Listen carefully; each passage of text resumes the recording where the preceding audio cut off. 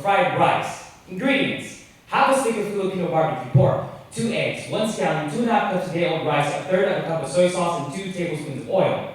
Equipment: a chef's knife, a cutting board, a non-stick skillet, and a spatula. Dad used to make fried rice for breakfast, but since he had chemotherapy yesterday, he will tell you to do it for him instead. 1.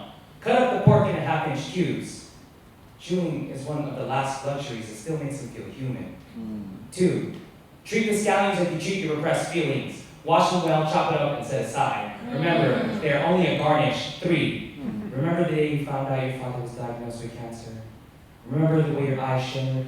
Heat the oil until it looks just like that. Then carefully place your cubed meat into the skillet to avoid splashing. Cook until crispy. But if the oil starts smoking the way you did for the first time in 2 years, take a step back, breathe, and turn down the heat before adding in your barbecue pork. 4. When you feel like breaking down, crack the eggs instead.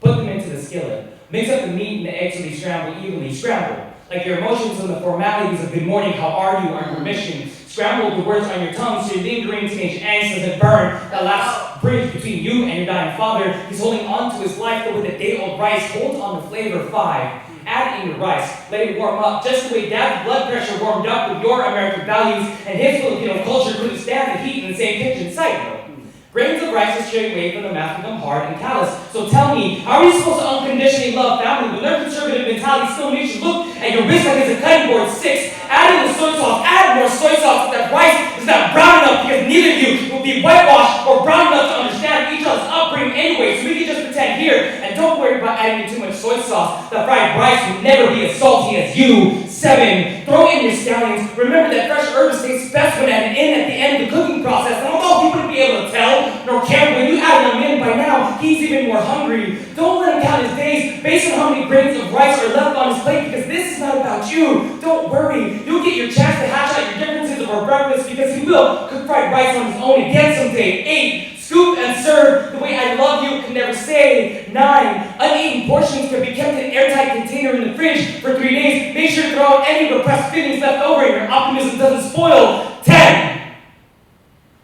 To reheat, add a tablespoon of water and microwave for 3 minutes.